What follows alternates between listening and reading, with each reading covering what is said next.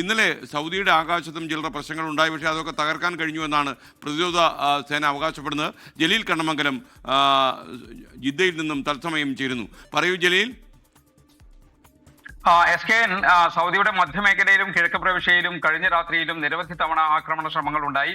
Saudi പ്രതിരോധ മന്ത്രാലയം ഇന്ന് പുറത്തുവിട്ട റിപ്പോർട്ട് പ്രകാരം 33 തവണ ഡ്രോൺ മിസൈൽ ആക്രമണം കഴിഞ്ഞ രാത്രിയിൽ മാത്രം ഉണ്ടായി. ഇതിൽ 30 തവണ ഡ്രോൺ ആക്രമണവും അതോടൊപ്പം തന്നെ 3 മിസൈലുകളും ഉപയോഗിച്ചാണ് ആക്രമണം നടന്നത്. ഇതെല്ലാം സൗദി പ്രതിരോധ സേന തകർത്തു. ഷൈബ എണ്ണപ്പാടത്തിന്റെ നേരെ കഴിഞ്ഞ രാത്രിയിൽ 3 തവണ ഡ്രോൺ ആക്രമണ ശ്രമം ഉണ്ടായി. അതിനു പുറമെ പ്രിൻസ് സുൽത്താൻ എയർബേസിന് നേരെ, അമേരിക്കയുടെ സൈനിക താവളമുള്ള പ്രിൻസ് സുൽത്താൻ എയർബേസിന് നേരെ 3 തവണ മിസൈൽ ആക്രമണ ശ്രമം ഉണ്ടായി. കിഴക്കൻ പ്രവിശ്യയ്ക്ക് നേരെ 26 തവണയാണ് കഴിഞ്ഞ രാത്രിയിൽ മാത്രം ഡ്രോൺ ആക്രമണം ഉപയോഗിച്ച് ആക്രമണ ശ്രമം ഉണ്ടായത്. ഇതുവരെ 200-ലേറെ തവണ ഡ്രോൺ മിസൈൽ ആക്രമണങ്ങളാണ് സൗദിക്ക് നേരെ ഉണ്ടായത് റിപ്പോർട്ട് ചെയ്യപ്പെട്ടുള്ളത്.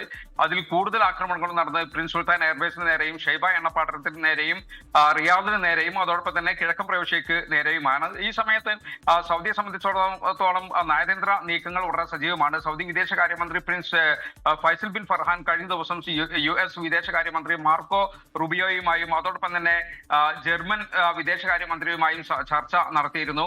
സൗദി പ്രതിരോധ മന്ത്രി ഖാലിദ് ബിൻ സൽമാൻ രാജകുമാരൻ എല്ലാ ദിവസവും പല വിദേശ രാജ്യങ്ങളുമായും ചർച്ച നടത്തിക്കൊണ്ടിരിക്കുന്നത്. പ്രധാനപ്പെട്ട മറ്റൊരു നീക്കം സൗദിയിൽ നടക്കുന്നത് ഈ ചരക്ക് നീക്കവുമായി ബന്ധപ്പെട്ട ഒരു ബദൽ സംവിധാനം സൗദി തയ്യാറാക്കുന്നു എന്നുള്ളതാണ്. ഈ ഹോർമുസ് കടൽപാതയിലെയും അതോടൊപ്പം തന്നെ ഗൾഫിലെ മറ്റു തുറമുഖങ്ങളിലെയും പ്രതിസന്ധി കണക്കിലെടുത്ത് സൗദിയിലെ ചെങ്കടൽ തുറമുഖങ്ങൾ വഴി പുതിയ നീക്കങ്ങൾ ആരംഭിക്കുകയാണ്.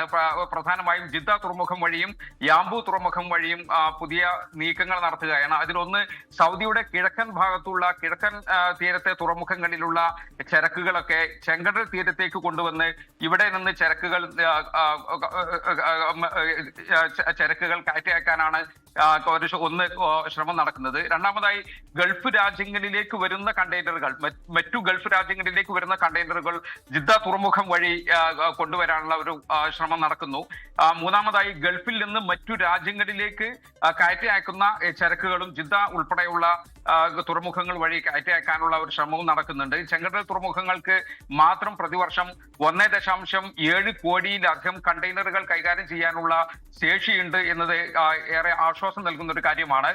മറ്റൊരു കാര്യം, വിമാന സർവീസുമായി ബന്ധപ്പെട്ട് ഉള്ള ഒരു അപ്ഡേറ്റ്, ഗൾഫ് എയർ വിമാനങ്ങൾ ദമാം വിമാനത്താവളം ഉപയോഗിച്ചു തുടങ്ങി എന്നുള്ളതാണ്. ബഹ്റൈനിൽ നിന്ന് ദമാമിലേക്ക് യാത്രക്കാർക്കായി ഗൾഫ് എയർ ബസ് സർവീസ് ഏർപ്പെടുത്തിയിട്ടുണ്ട്.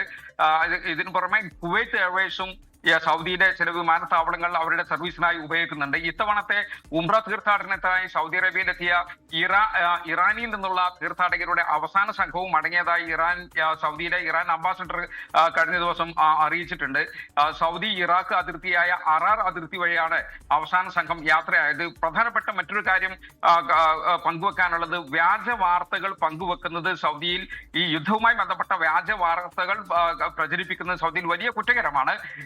ഇപ്പൊ സൗദിയിലെ ഹായിലിൽ അതിനിടയിൽ ഒമാനിലെ സലാല പോർട്ടിനടുത്ത് ഒരു മിസൈൽ വീണു എന്ന രീതിയിൽ വാർത്തകൾ വരുന്നുണ്ടല്ലോ.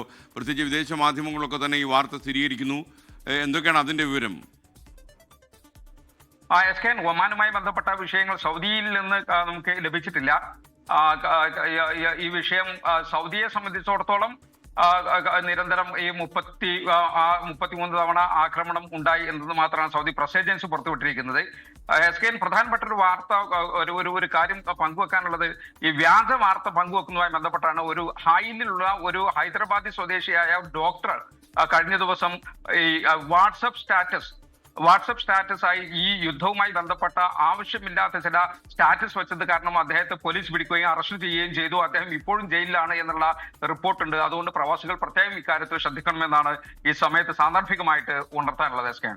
ലോകത്തെവിടെയായാലും ഏത് സമയത്തും 24 വാർത്തകളും ഓഗ്മെന്റഡ് റിയാലിറ്റി പാക്കേജുകളും എക്സ്പ്ലെയിനറുകളും വിശദമായി കാണാൻ ഞങ്ങളുടെ യൂട്യൂബ് ചാനൽ നിങ്ങൾക്ക് സബ്സ്ക്രൈബ് ചെയ്യാം.